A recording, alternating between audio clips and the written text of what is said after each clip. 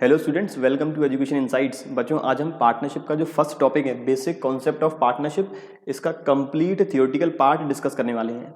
जो not for profit organization है, उसका theoretical as well as practical part हम ऑलरेडी डिस्कस कर चुके हैं। सबसे पहले बात करें कितने क्वेश्चंस, कितने मार्क्स के आने वाले हैं। तो बच्चों, सबसे पहला जो बेसिक कॉन्सेप्ट है, ये ओवरऑल आएगा 5 नंबर का।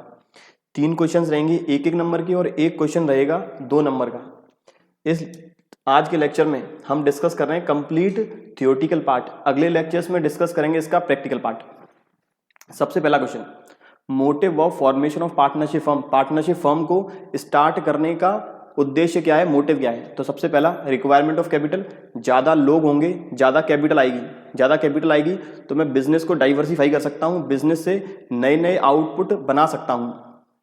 Number second, large number of persons to manage the business. जितने ज़्यादा लोग होंगे उतना ज़्यादा बिजनेस मैनेजमेंट अच्छे से होगा। Number third, share risk of uncertainties. जितने ज़्यादा लोग होंगे उतना ज़्यादा रिस्क हम बांट सकते हैं पार्टनर्स के बीच में। Number second, partnership is governed through.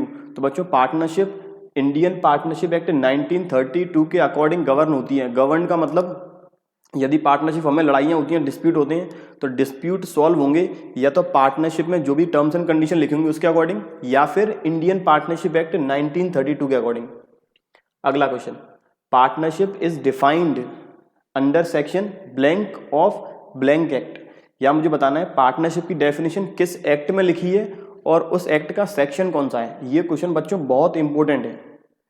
इसका आंसर रहेगा, पार्टनरशिप की डेफिनेशन है सेक्शन 4 में, और वो भी इंडियन पार्टनरशिप एक्ट 1932 के अकॉर्डिंग। अगला question, person who have entered into partnership with one another are individually called and collectively called as. जितने भी पर्सन्स एक बिजनेस में एंटर हुए हैं वो बच्चों इंडिविजुअली कहलाते हैं पार्टनर्स, और कलेक्टिव फॉर्म में ये कहलाएगी पार्टनरशिप फर्म। तो आंसर है पार्टनरशिप, पहले वाले ब्लैंक का, दूसरे वाले का पार्टनरशिप फर्म। अगला, name under which business is carried on considered as. Answer है फर्म्स नेम। मतलब फर्म के नेम के अंदर बिजनेस जो भी आउटपुट को बेचने का है, सर्विसेज बेचने का है, वो कंसीडर किया जाता है। अगला, डिफाइन पार्टनरशिप। ये वापस एक इंपॉर्टेंट क्वेश्चन है। तो पार्टनरशिप की डेफिनेशन बच्चों लिखी है सेक्शन 4 इंडियन पार्टनरशिप एक्ट 1932 में। और डेफिनेशन क्या है, पार्टनरशिप बच्चों एक रिलेशन है, रिलेशन बिटवीन 2 और मोर पर्सन्स जो एग्री हैं, who have agreed to share profits either positive or negative of a business carried on by all or any one of them acting for all। Partnership एक relation है जो है profit को distribute करने का, और ये रिलेशन रहेगा 2 या 2 से अधिक व्यक्ति के बीच में, जिसमें से या तो सारे लोग काम करते हैं या फिर कोई एक व्यक्ति काम करेगा बाकी लोगों के बिहाफ पे। तो ये डेफिनेशन पार्टनरशिप की इंपॉर्टेंट बहुत है। एग्जाम में या तो सेक्शन आ सकता है या फिर पूरी डेफिनेशन आ सकती है।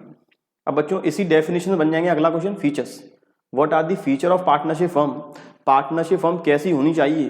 पार्टनरशिप फर्म में 2 या 2 से अधिक व्यक्ति होने चाहिए। पार्टनरशिप फर्म में एक एग्रीमेंट का होना बहुत जरूरी है। पार्टनरशिप फर्म में जो भी प्रॉफिट रहेगा वो डिस्ट्रीब्यूट करेंगे। एक बिजनेस लॉफुल होना चाहिए। और पार्टनरशिप फर्म में जो पार्टनर्स की लाइबिलिटी है वो रहेगी अनलिमिटेड। और पार्टनरशिप फर्म में रहेगा म्यूचुअल एजेंसी। म्यूचुअल एजेंसी की बात आगे करेंगे। ये कुछ फीचर हैं पार्टनरशिप फर्म की। बात करें अगले क्वेश्चन की, Which section and act concerned with the maximum number of partners in a firm। मैंने मिनिमम नंबर ऑफ पार्टनर्स की तो बात कर ली है। पार्टनरशिप फर्म में मिनिमम नंबर ऑफ पार्टनर्स रहेंगे 2। ये क्वेश्चन कहता है मैक्सिमम कितने रहेंगे, and what is the maximum limits of partners in a firm. कितने पार्टनर रहेंगे मैक्सिमम, किस सेक्शन में लिखा हुआ है और वो सेक्शन किस एक्ट से रिलेट करता है। या फिर क्वेश्चन इस तरह से भी आ सकता है, as per section blank of blank act maximum number of partners in a firm shall be blank. तो बच्चों, इसका आंसर है as per section 464 of Indian companies act 2013 maximum number of partners in a firm shall be 50। तो पहले blank में आएगा section 464, दूसरे में इंडियन कंपनीज एक्ट 2013 और नंबर थर्ड 50। बच्चों, बात करें अब अगले क्वेश्चन की, which feature of partnership exhibit the following statement. बताना है ऊपर वाले जितने फीचर्स थे इसमें से किस फीचर की जो डेफिनेशन है वो ये है, each partner carrying on the business is the principal as well as agent for all the partners. मतलब एक पार्टनर जो भी काम करता है वो उस काम के लिए खुद तो रेस्पॉन्सिबल है, इन केस वो काम किसी दूसरे पार्टनर के द्वारा नहीं किया गया है तो उस काम के लिए दूसरे पार्टनर भी रेस्पॉन्सिबल हैं, तो ये कहलाता है act as a principal as well as agent. तो बच्चों ये है म्यूचुअल एजेंसी। जैसे कोई एक पार्टनर जिसने किसी थर्ड पार्टी से एग्रीमेंट कर लिया माल खरीदने का, सपोज एक फॉर्म में 3 पार्टनर है ए, बी और सी। ए ने एग्रीमेंट कर लिया एक थर्ड पार्टी डी से कि हम तुमसे माल परचेज करेंगे, और यदि माल परचेज नहीं किया तो पेनल्टी पेड करेंगे 10,000। इन केस यदि डी से फर्म माल नहीं खरीदती है तो बी और सी ये नहीं कहेंगे कि केवल ए ने कॉन्ट्रैक्ट किया था। लाइबिलिटी जो रहेगी 10,000 रुपये पेड करने की वो पूरी फर्म पेड करेगी, और इस लाइबिलिटी के लिए तीनों पार्टनर ही रेस्पॉन्सिबल है। ये होता है बच्चों म्यूचुअल एजेंसी। अब बात करें अगले क्वेश्चन की, 10th, partnership agreement is blank between the partners while partnership deed is blank. बच्चों पार्टनरशिप एग्रीमेंट कंपलसरी है। जब पार्टनरशिप फॉर्म होती है तो क्या टर्म्स एंड कंडीशंस रहेंगी वो डिसाइड करना कंपलसरी है। ये जरूरी नहीं कि वो राइटिंग में ही हो, लेकिन डिसाइड करना बहुत जरूरी है। तो पार्टनरशिप एग्रीमेंट बच्चों कंपलसरी है, बट पार्टनरशिप डीड है वो ऑप्शनल है। अगर partnership agreement terms and conditions में ओरली डिसाइड करता हूं तो वो माना जाएगा पार्टनरशिप एग्रीमेंट। यदि वो सारी टर्म्स एंड कंडीशंस राइटिंग में रहेंगी तो उसे बोलेंगे पार्टनरशिप डीड। तो पार्टनरशिप एग्रीमेंट कंपलसरी है और डीड है ऑप्शनल। अगला क्वेश्चन, डिफाइन पार्टनरशिप एग्रीमेंट। तो बच्चों पार्टनरशिप एग्रीमेंट एक एग्रीमेंट है which consider all the provisions regarding the partnership, जिसके अंदर पार्टनरशिप से रिगार्डिंग जितने भी प्रोविजंस रहेंगे, प्रोविजंस मतलब कौन कौन सी बातें, यदि 3 पार्टनर फर्म में एडमिट हुए ए, बी और सी, तो इन तीनों के बीच में कौन कौन सी टर्म्स एंड कंडीशंस डिसाइड हुई वो सारी रहेंगी पार्टनरशिप एग्रीमेंट के अंदर। If agreement is in oral form then it is treated as partnership agreement. यदि सारी बातें सारे प्रोविजंस ओरली फॉर्म में है, मुंह जुबानी है, तो बच्चों उसे बोलेंगे पार्टनरशिप एग्रीमेंट। अगला question, what is partnership deed. तो बच्चों जितने भी प्रोविजंस है यदि वो राइटिंग में है तब वो बोला जाता है partnership deed. A written document which contains all the provision of partnership. एक रिटन डॉक्यूमेंट जिसमें पार्टनरशिप के सारे प्रोविजंस टर्म्स एंड कंडीशंस लिखी होती हैं उसे बोलते हैं partnership deed. So we can say if partnership agreement is in writing then it is treated as partnership deed. तो हम ये कह सकते हैं यदि पार्टनरशिप एग्रीमेंट राइटिंग में है तब उसे बोलेंगे पार्टनरशिप डीड। बात करें बच्चों अगले क्वेश्चन की, कि हम इतने टाइम से जो भी प्रोविजन की बातें कर रहे हैं तो प्रोविजन कौन कौन से हैं। नेम एनी 2 प्रोविजंस और कंटेंट्स ऑफ पार्टनरशिप डीड। तो बच्चों पार्टनरशिप डीड में बहुत सारी बातें लिखी होती हैं, जैसे name and address of the firm and partners, firm का नाम, पार्टनर्स का नाम, फर्म किस जगह है और पार्टनर्स कहाँ कहाँ के रहने वाले हैं। Nature of the business, business किस एक्टिविटी बिजनेस एक्टिविटी में इन्वॉल्व है। Number 3, name and address of the firm and partners, ये हम ऑलरेडी कवर कर चुके हैं, नेम एंड एड्रेस वाला तो रिपीट हो गया है। Number 4, amount of capital contribute by each partner, हर एक पार्टनर कितना पैसा लगाएगा। Number next, date of commencement of firm, firm कब चालू हुई, बिजनेस कब चालू हुआ, प्रॉफिट शेयरिंग रेशियो कितना रहेगा। Number next, amount of drawings permitted, partner कितना कितना पैसा निकाल सकते हैं। और number next, salary commission interest on capital etcetera to be allowed, कितना पार्टनर को सैलरी मिलेगी, कितना कमीशन मिलेगा, कितनी इंटरेस्ट ऑन कैपिटल चार्ज की जाएगी, interest on drawing to be charge, firm कितना इंटरेस्ट ऑन ड्राइंग चार्ज करेगी। यहाँ रहेगा इंटरेस्ट ऑन कैपिटल कितनी अलाउ करेगी, चार्ज नहीं allow. Interest on capital firm करती है अलाउ और इंटरेस्ट ऑन ड्राइंग फर्म करती है चार्ज। इसके अलावा बच्चों और भी प्रोविजंस रहते हैं पार्टनरशिप डीड के अंदर, जैसे कोई नया पार्टनर कब कब एडमिट कर सकते हैं। नए पार्टनर को एडमिशन के दौरान गुडविल जो रहेगी उसका किस तरह से हम वैल्यूएशन करेंगे और गुडविल का किस तरह से डिस्ट्रीब्यूशन होगा। जब भी फॉर्म में लड़ाइयाँ होंगी, डिस्प्यूट होंगी, डिस्प्यूट कैसे सॉल्व होंगे, ये सारे प्रोविजंस भी पार्टनरशिप डीड के अंदर रहने वाले हैं। बात करें बच्चों अगले क्वेश्चन की, clauses of partnership deed can be altered with the consent of, मतलब मुझे कोई पार्टनरशिप डीड का क्लॉज है वो करना है ऑल्टर्ड, चेंज करना है, तो चेंज कब कब हो सकता है। तो बच्चों जितना भी पार्टनरशिप डीड में क्लॉजेज हैं वो चेंज हो सकते हैं जब सारे पार्टनर्स एग्री हैं। अगर कोई एक पार्टनर एग्री नहीं है तब वो चेंज नहीं हो सकता। So all the clauses of partnership deed और any clause of the partnership deed can be altered with the consent of all the partners. अगला question, partnership deed must be prepared as per provision of blank and registered with blank. बच्चों partnership deed एक written document है। अब ऐसा नहीं written document किसी भी कागज पे लिख दें, तो पार्टनरशिप डीड जो राइटिंग में रहेगी वो एक प्रॉपर स्टाम्प पे रहेगी, और जो रजिस्टर्ड होगा स्टाम्प एक्ट 1899 के अकॉर्डिंग। तो partnership deed must be prepared as per the provision of stamp act 1899 and registered with registrar of firms. Partnership firm का रजिस्ट्रेशन रजिस्ट्रार ऑफ फॉर्म्स के पास होगा। अगला question, if partnership deed is silent, यदि partnership deed रहती है silent, write any two provisions which need to be follow. यदि partnership deed silent है तो कौन कौन से दो बातें हमें फॉलो करनी पड़ेंगी। दो मैंने इसलिए लिखा है क्योंकि एग्जाम में ये क्वेश्चन मैक्सिमम आएगा इस चैप्टर में से 2 नंबर का। तो यहां पर जो भी प्रॉफिट शेयरिंग रेशियो रहेगा बच्चों वो रहेगा equal, profit sharing ratio will be equal. Number next, interest on loan, जो फर्म ने लोन पार्टनर से लिया था, याद रखें लोन हो सकता है फर्म ने पार्टनर को दिया हो या फर्म ने पार्टनर से लोन लिया है। जब भी क्वेश्चन रहेगा साइलेंट, डीड रहेगी साइलेंट, तो वही लोन पर इंटरेस्ट प्रोवाइड करनी है जो लोन फर्म ने पार्टनर से लिया है। कितनी इंटरेस्ट रहेगी बच्चों, वो रहेगी 6% पर एनम, 6% सालाना। और कोई भी एप्रोप्रिएशन नहीं होगा। एप्रोप्रिएशन मतलब कोई भी salary, interest on capital, commission, इसका डिस्ट्रीब्यूशन नहीं किया जाएगा। कोई भी इंटरेस्ट ऑन ड्राइंग चार्ज नहीं करेंगे। बात करें बच्चों अगले क्वेश्चन की वापस, if partnership deed is silent then profit are to be shared equally between the partners. यदि पार्टनरशिप डीड साइलेंट है तो प्रॉफिट जो हम बांटेंगे बच्चों वो इक्वली बांटेंगे। क्वेश्चन नंबर 16 और क्वेश्चन नंबर 17 इसके बेसिस पे बच्चों प्रैक्टिकल क्वेश्चन आने की संभावना ज्यादा है। कैसे, मुझे एक केस स्टडी दी कि 2 पार्टनर है ए और बी। साल के आखिर में ए कहता है मुझे इंटरेस्ट ऑन कैपिटल दो, बी कहता है मुझे सैलरी दो। अब क्वेश्चन यही कहे कि पार्टनरशिप डीड साइलेंट है, तब क्या करेंगे, उस केस में लिखना पड़ेगा if partnership deed is silent then no appropriation will be made, so contention of both A and B is wrong and as per the partnership act 1932 the amount of profit will be distributed equally between the partners. बात करें बच्चों अब अगले question की। अगला कहता है rent due to partner for using his personal property by business concern generalised as. यदि पार्टनर की कोई प्रॉपर्टी है वो बिजनेस यूज कर रही है तो बिजनेस को उसका रेंट ड्यू करना पड़ेगा। रेंट ड्यू करने की एंट्री क्या होती है, rent account debit to outstanding rent. तो याद रखें 11th वाली एंट्री सेम यहीं पे कॉपी करनी है। ऐसा नहीं कि पार्टनर्स को ड्यू कर रहे हैं तो एंट्री पास कर दें rent account debit to partners capital, ये एंट्री हो जाएगी गलत। एंट्री पास करनी है rent account debit to outstanding rent. बात करें अगले क्वेश्चन की, write name of methods for maintaining capital account of the partners. Partners के कैपिटल अकाउंट को मेंटेन करने के बच्चों कौन कौन से मेथड हैं। तो बच्चों पार्टनर्स के कैपिटल अकाउंट को मेंटेन करने के 2 मेथड है। Number 1 is fixed, number 2 is fluctuating.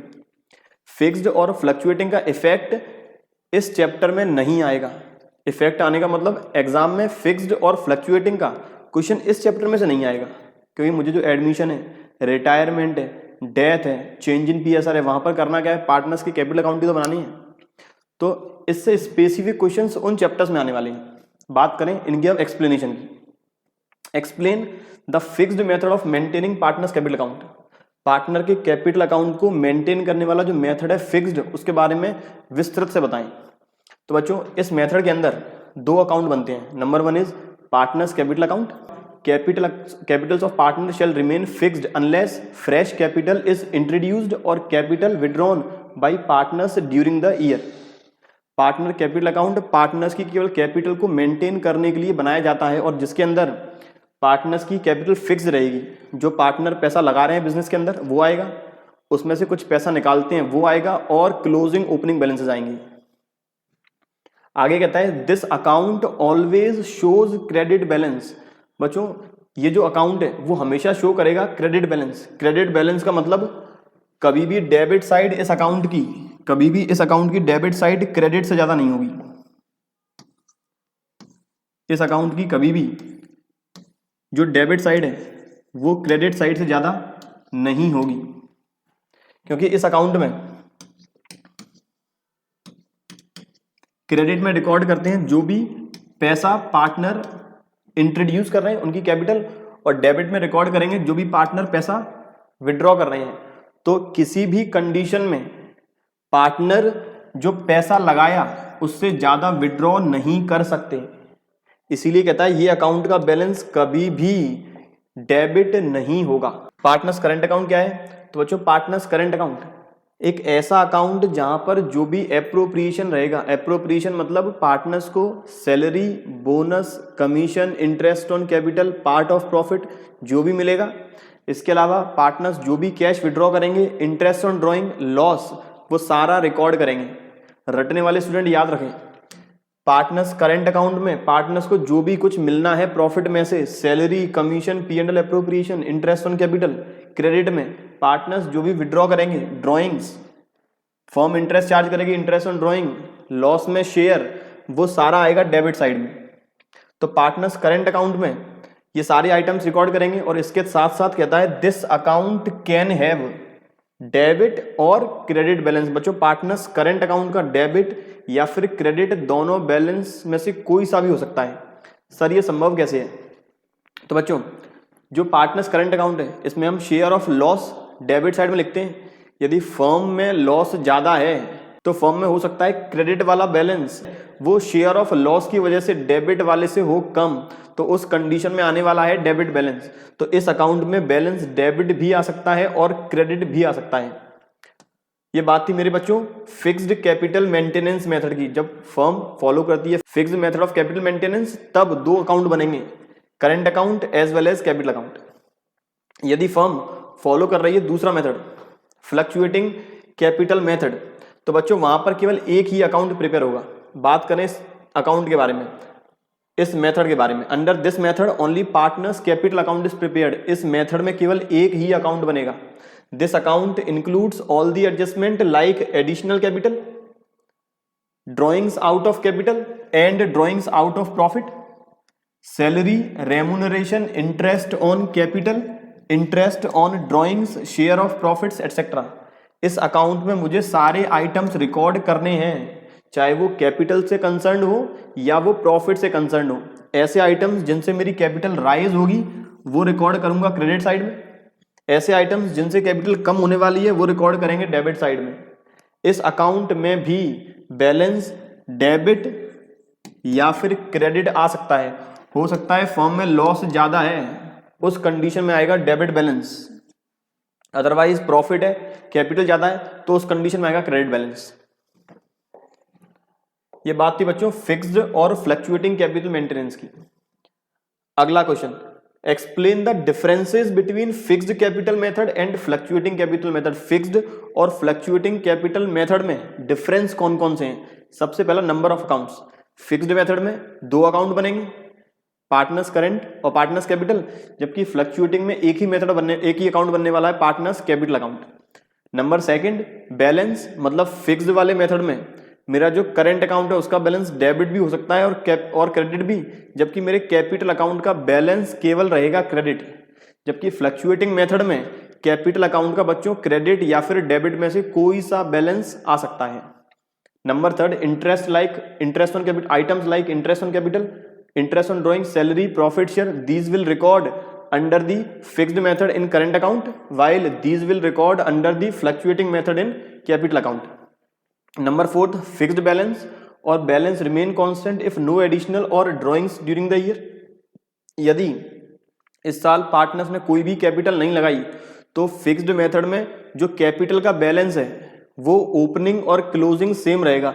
It means under fixed method of capital maintenance if there is no additional capital or no drawings out of capital during the year, then opening capital and closing capital will be equal. इसलिए नाम है fixed balance method. जबकि fluctuating में यदि additional capital या फिर drawings out of capital नहीं है लेकिन एप्रोप्रिएशन ऑफ प्रॉफिट है, सैलरी है, कमीशन है, तो उस केस में क्लोजिंग और ओपनिंग कैपिटल इक्वल नहीं होगी। कुछ बच्चे कहेंगे कि सर अगर ड्यूरिंग द ईयर कोई एप्रोप्रिएशन भी नहीं है तब भी तो फ्लक्चुएटिंग में ओपनिंग और क्लोजिंग इक्वल रहेगी। तो बच्चों यदि ड्यूरिंग द ईयर कोई एप्रोप्रिएशन नहीं है, कोई लॉस नहीं है, तो फर्म ने काम ही नहीं किया। अब फर्म ने काम ही नहीं किया तो ऐसा बिजनेस ही किया जो कुछ काम करता ही नहीं है, तो ऐसी कंडीशन कभी भी संभव नहीं है। अगली बात करें, in case of partnership firm profit is to be appropriated between the partners through. Partnership firm में जो भी प्रॉफिट हमने साल में कमाया है बच्चों वो हमें बांटना पड़ेगा profit and loss appropriation account के थ्रू। अगला question, profit and loss appropriation account is always starts with, profit and loss appropriation account हमेशा स्टार्ट होगा नेट प्रॉफिट से। जो हम नेट प्रॉफिट कैलकुलेट करते हैं प्रॉफिट एंड लॉस अकाउंट से, वो हमें इस अकाउंट के अंदर लिखना पड़ेगा। किस साइड लिखेंगे वो बात करेंगे आगे। अगला, right name of the items recorded on the credit side of profit and loss appropriation. तो बच्चों पी एंड एल एप्रोप्रिएशन की क्रेडिट साइड में हम रिकॉर्ड करते हैं एक तो नेट प्रॉफिट, एक रिकॉर्ड करेंगे interest on drawing.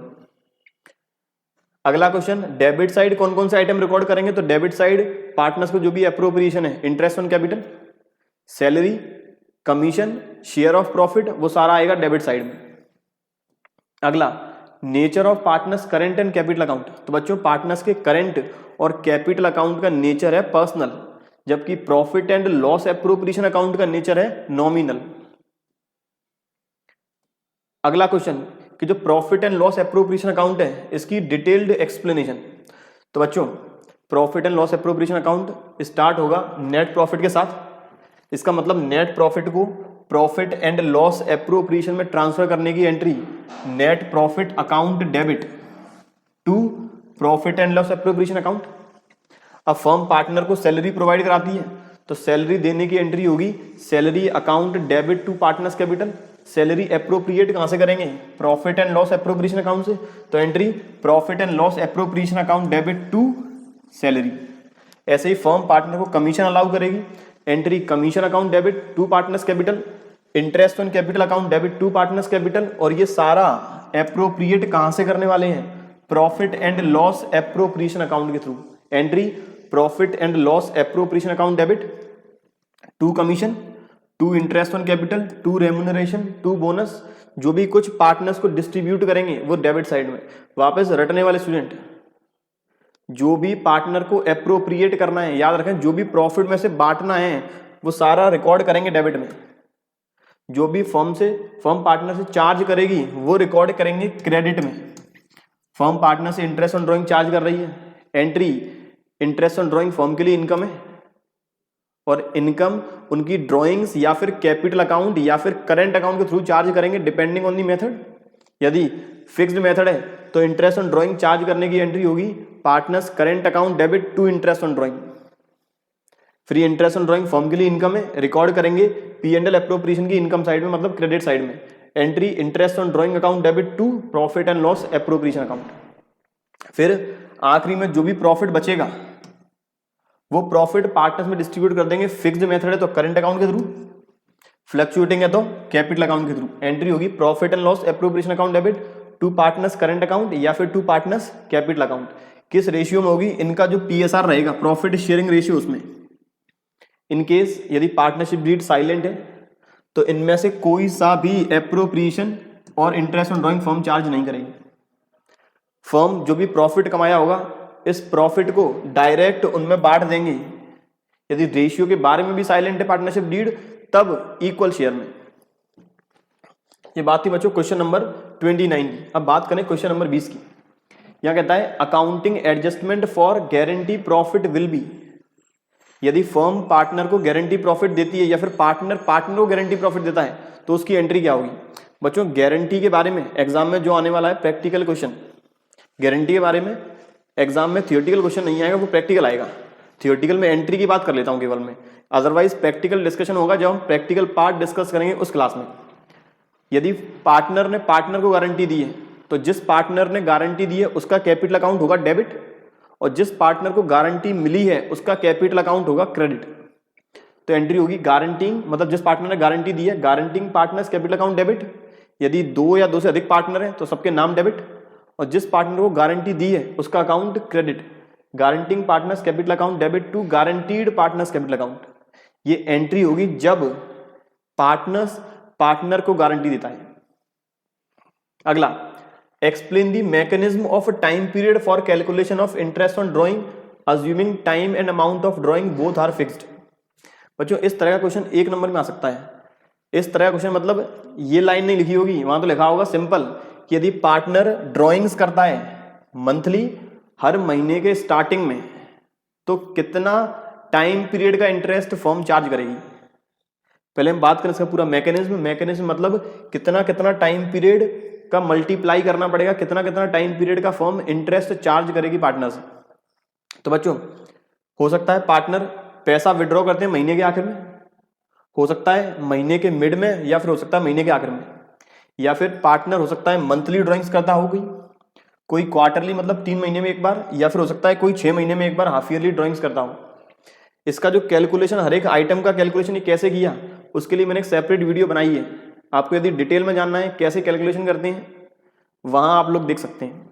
Otherwise partner यदि मंथली ड्राइंग्स करते हैं स्टार्टिंग में, तो उस समय फर्म चार्ज करेगी 6.5 महीने की इंटरेस्ट। याद रखें, इंटरेस्ट निकालने का फॉर्मूला सेम वही है जो आपने 10th क्लास तक पढ़ा होगा, सिंपल इंटरेस्ट मेथड। इंटरेस्ट निकालने का फॉर्मूला है principal into rate into time upon 100। Formula बच्चों यही रहने वाला है इंटरेस्ट निकालने का। प्रिंसिपल का मतलब यहां पर है total amount of drawings, rate का मतलब है rate of interest on drawing charge, और टाइम पीरियड का मतलब है यहां से जो टाइम पीरियड इस टेबल से जो निकल के आएगा वो। Principal total amount of drawings withdraw by the partner, R का मतलब rate of interest on drawing, और टाइम का मतलब टाइम पीरियड जो इस टेबल से निकल के आने वाला है। तो मुझे इस टेबल में केवल इस टाइम पीरियड की ही कैलकुलेशन करनी है।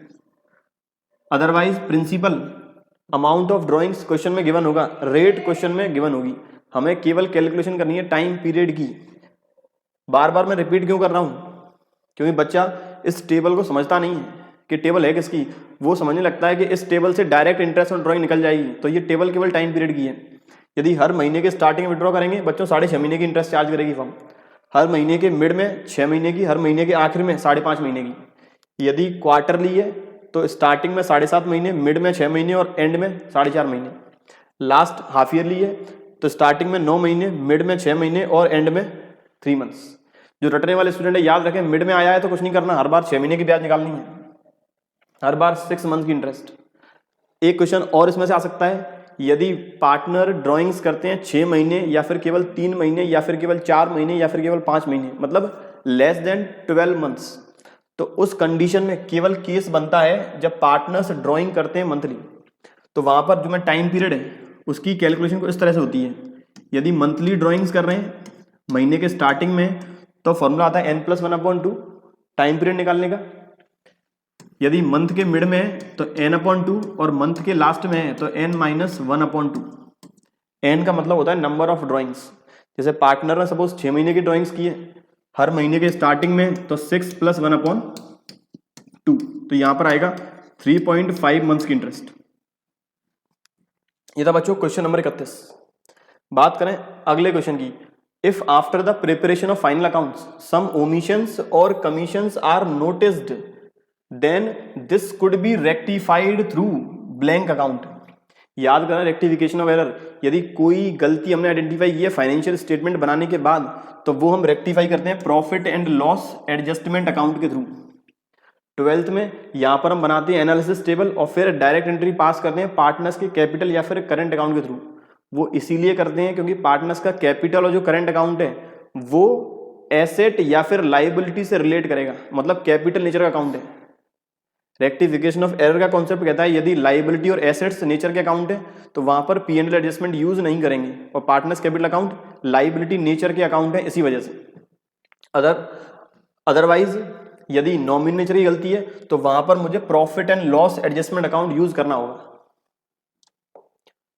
अगला क्वेश्चन कहता है जो profit and loss adjustment account है इसका नेचर क्या है, तो बच्चों इसका नेचर है nominal. Profit and loss appropriation account का नॉमिनल, एडजस्टमेंट अकाउंट का नॉमिनल, पार्टनर्स कैपिटल का पर्सनल, पार्टनर्स करंट का पर्सनल। अगला why it is considered better to make a partnership agreement in writing. Firm partnership deed क्यों बनाती है या फिर पार्टनरशिप एग्रीमेंट जो राइटिंग में क्यों बनाना फर्म जरूरी समझती है। तो बच्चों पार्टनरशिप एग्रीमेंट राइटिंग में मतलब पार्टनरशिप डीड फर्म इसलिए बनाती है ताकि जो डिस्प्यूट है, लड़ाइयां हैं, वो इजीली और कन्वीनियंट मैनर में सॉल्व हो पाए। अदरवाइज यदि डीड नहीं है तो पार्टनर्स के बीच का जो डिस्प्यूट है उन्हें सॉल्व करने में बहुत ज्यादा समय और कॉम्प्लिकेशन आती है। आखिरी if fixed amount is withdrawn, यदि फिक्स्ड अमाउंट विड्रॉ किया है या तो हाफ ईयर में मिड में रहेगा, स्टार्टिंग में रहेगा, लास्ट में रहेगा, हर क्वार्टर के, हाफ ईयर के या फिर मंथ के, तो कितने पीरियड की इंटरेस्ट हम कैलकुलेट करेंगे। तो बच्चों यदि स्टार्टिंग में रहता है मंथ के 6.5 महीने, मिड में रहता है 6 महीने, आखिरी में 5.5 महीने, क्वार्टर के स्टार्टिंग में रहेगा 7.5 महीने, मिड में रहेगा 6 महीने, लास्ट में रहेगा 4.5 महीने, हाफ ईयरली में स्टार्टिंग में रहेगा 9 महीने, मिड में रहेगा 6 महीने, लास्ट में रहेगा 3 महीने। बच्चों ये था अपना ओवरऑल पहला टॉपिक पार्टनरशिप में, या अपने क्रैश कोर्स की क्लास नंबर 3 जहां मैंने कवर किया है बेसिक कॉन्सेप्ट ऑफ पार्टनरशिप का कंप्लीट थियोरेटिकल पार्ट। ऐसे ही बच्चों और थियोरेटिकल पार्ट, इससे संबंधित प्रैक्टिकल पार्ट, पार्टनरशिप के अगले वाले admission, retirement, death, resolution, change in PSR, इन सबका प्रैक्टिकल और थियोरेटिकल पार्ट डिस्कस करेंगे अपने अगले लेक्चर में। उम्मीद है आपको पूरा आज जो मैंने पढ़ाया वो आपको समझ में आया होगा। बच्चों इसके साथ साथ जो मैंने मॉडल टेस्ट पेपर है RBS ने इस बार जो लॉन्च किया है उसकी एक सेपरेट वीडियो बनाई हुई है, जिन बच्चों को वो देखना है सॉल्व किस तरह से करना है मॉडल टेस्ट पेपर, वो वीडियो जरूर देखें। और बच्चों डिस्कस करेंगे अपने अगले लेक्चर्स में। वीडियो अच्छी लगी हो लाइक ज़रूर करें। तब तक के लिए थैंक यू।